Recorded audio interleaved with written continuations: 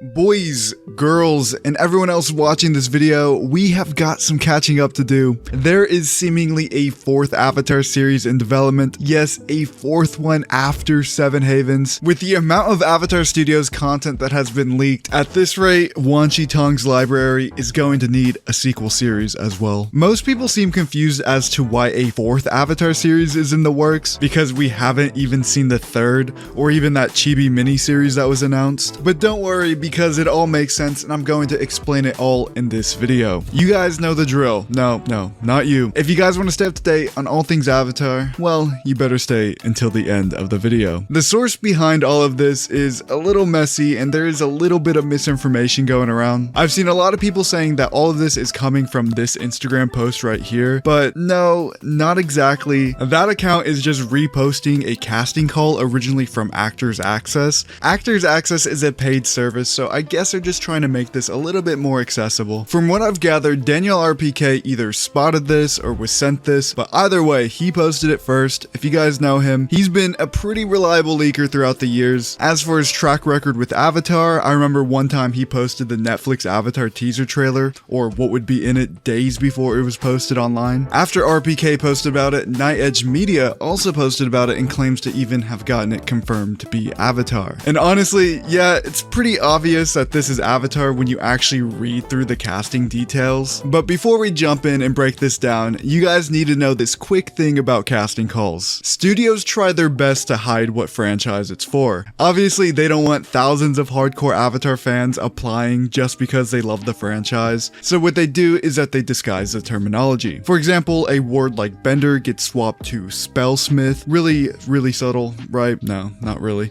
Last time with Seven Havens, it was even worse. Like, one of the code names was Black Rose. Like, come on guys, real subtle. And if you're still skeptical that they'd be working on another series before Seven Havens even drops, we've actually heard it straight from the creators themselves. They've publicly announced that they're working on multiple series. We're developing other series and other games and other features. There's also people on LinkedIn who are working on unannounced Avatar projects, so pretty obvious what this is for. Okay, finally, now that you know this is all legit, it's not a troll or anything, let's go ahead and go through the casting call. I'll read it out loud for you guys and try to decode it as we go. The series code name is Red Thunder, similar to how Seven Havens was called Aurora before it was officially announced. We know that Seven Havens' code name directly ties into the show's aesthetics. If we look up right into the sky, we can see the iconic Aurora lights. So maybe with this new series, there's a similar type of symbolism going on here. The casting is for the roles of Baroo and Meebs. I'm sure that most of you guys know that these are placeholder names and will be slightly different in the show. If you guys remember when we broke down the Seven Havens casting calls, the names were also a little different. Pavi was called Priya, Nisha was called Nikki, Jay was called Jin, you know, that sort of thing. For Baroo, they are looking for teens and adults to play a 14-year-old Native American male. Baroo is an earnest, impulsive, spacey teen with a skate grunge rocker vibe. So reading this, instantly my mind's thinking a waterbender. The water tribe is known to be based off of Native Americans and Inuits. It seems like they're going for a free spirit and rebellious type of guy. So knowing past avatars, I'm like, you know what, this has to be Kuruk, but let's keep going. I know a lot of you guys are going to be asking why I'm saying waterbender. At the top of the casting call, it says they're dedicated to casting ethnically accurate voices. As I said before, the water tribe is based on Native Americans and Inuits, the Fire Nation based on Southeast Asia, Earth Kingdom South Asia. So if you know that information and you look at these casting calls, you kind of know where they're going to be at in the Avatar world. He's an underachieving apprentice spellsmith. Okay, that was like a tongue twister for me. That was kind of hard to say. I'm thinking this apprentice spellsmith thing could possibly mean young Avatar, or maybe just a waterbender in training. But then the next line kind of hints more at the whole Avatar thing, because it says, an unlikely person to be tasked with saving the world, but that's his destiny. So yeah, I wonder what that could mean. Wink wink, nudge nudge. It's hard for him to pass up on a good time or a daredevil stunt. Again, this sounds exactly like Crook, who would travel the world showcasing his bending to everyone, but he'll drop everything to help a stranger in need. So he's an Avatar, he likes to have a good time, but he's also doing the Avatar duties and protecting people and maintaining balance. That's what I'm gathering from this. He's an optimist with a brightly burning burning spirit, and a goofball who brings joy when he's not ushering in chaos. And this really sounds like Crook, who was forced to deal with all of the bad stuff in the spirit world. But again, him being 14 kinda is weird. Baroo is a risk taker. It's like an itch he must scratch, even if the chances for success are slim and the chances for injury are high. Thinking things through is not his strong suit, but he's all about good vibes. Maybe I'm just overanalyzing things and overthinking this, but it really does sound like Crook's battles in the spirit world. When someone is making everyone have a bad time, most notably a bully or a peacock, Baroo isn't afraid to dish up some comeuppance, or at least he'll attempt to. He'll pick a fight he can't win as long as it's for the right reasons. He's charming and has an energy that attracts most people, kind of like a golden retriever. He might ruin your rose bushes with a badly planned stunt, but you can't hate him for it because of his dopey smile. Series regular. If you guys remember in The Rise of Kyoshi, they stated Crook was known for his iconic smile. Baroo's smile is also a big part of his character, or else it wouldn't be listed as one of the key things in his casting call. Now to me, this is heavily Crook coded, but again, there's room for it to be a completely different avatar. I do think it's a little weird how he's 14 in this. I always thought Crook had a normal upbringing as the avatar and started his training at 16, but there's always room to write in more lore. Most people seem pretty evenly split on if this is a Crook series or a completely new avatar. Now, I know some people are bringing up that this can't be a Crook series because in the past they used the first letter of their real names in the casting calls. Like Pavi was Priya, Nisha Nikki. I said it earlier, you know, I don't need to say it again, but this doesn't have to be a rule and not every series does this. I think they could just be trying to hide the series more this time around. During Seven Havens, they said things like Black Rose Compound,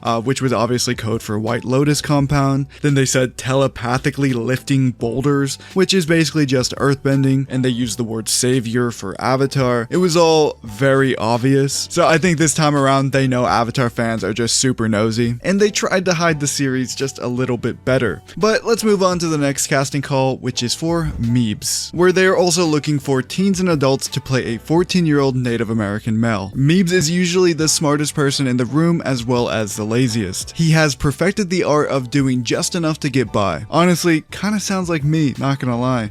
No, but this could suggest a privileged non-bender coasting on just intellect. That's the vibes I'm getting so far. He's a trainee in the retinue of the Chancellor. I'm thinking this could mean a noble in the Water Tribe Chief's Council. They also state that this is an elite role for a young person, which, yeah, that makes sense. His parents hope that one day Meebs will become the next Chancellor. This most likely means he's next in line to be the chief of the Northern or Southern Water Tribe and bring prestige to their influential family. But he isn't interested in any of that. He doesn't know what he wants out of life, but he knows he's bored with politics in the stuffy, traditional environment in which he's been raised. He's the polar opposite of his best friend Baroo. Yeah, polar opposite of Baroo makes sense. I'm thinking this guy's a non-bender, and Baroo is literally the avatar, so it can't get more opposite than that. He's drawn to Baroo for his free spirit and authenticity, and even though he can't admit it to himself, maybe he longs to free his own spirit too. He's a de facto negotiator for the group, the Keystone's Wizard Ambassador to the world. So he's the Keystone Wizard's Ambassador.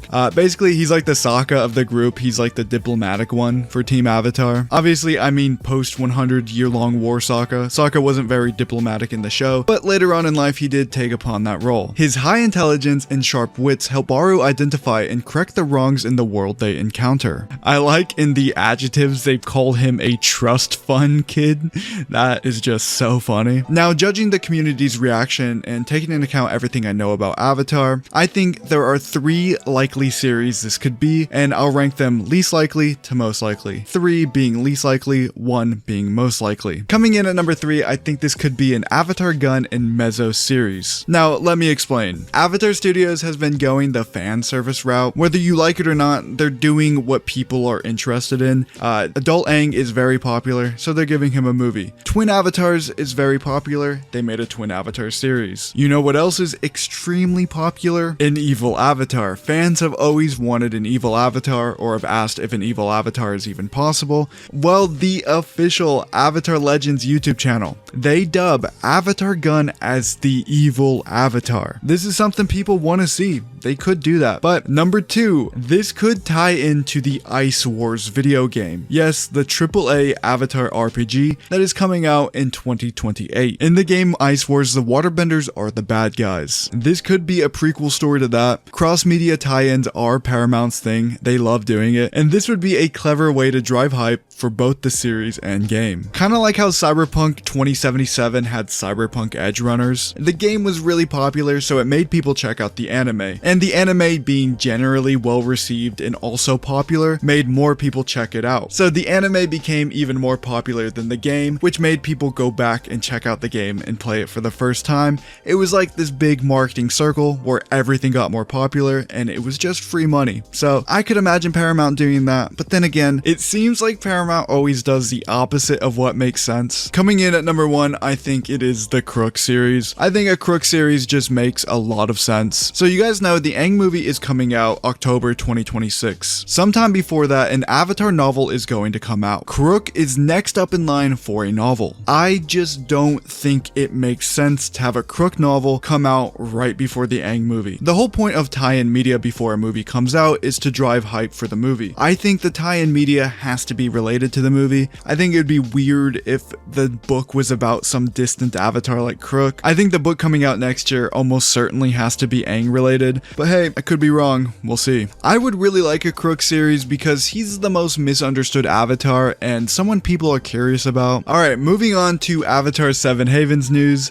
This one is actually pretty interesting because we know exactly who it's for. This is for Karun, who is Captain Karthik's codename. Captain Karthik is the mentor of Nisha, basically her version of Jay. If you don't know who Captain Karthik is, watch this video. But judging by this casting call, it looks like we're going to be getting a flashback episode of Captain Karthik from when he was 12 years old. And there's a lot we can take away from this. They are seeking a teen or young adult to play a 12-year-old male South Asian. Smart, vulnerable, altruistic, and skeptical. Karun has always sensed something off about the beliefs he's been raised with. I'm pretty sure this is alluding to him growing up in a society that views the Avatar as a destroyer. Honestly, kind of feels like an Erwin Smith situation. He's at a crossroads caught between the ideology of his upbringing and a new liberating perspective that challenges everything he thought he knew. Honestly, I almost want to laugh reading this because that is some deep stuff for a 12-year-old. So it sounds like he's discovering that the Avatar isn't the destroyer the world thinks they are. Should convey depth, curiosity, and a strong sense of inner conflict. But yeah, it sounds like this is for a fun backstory episode.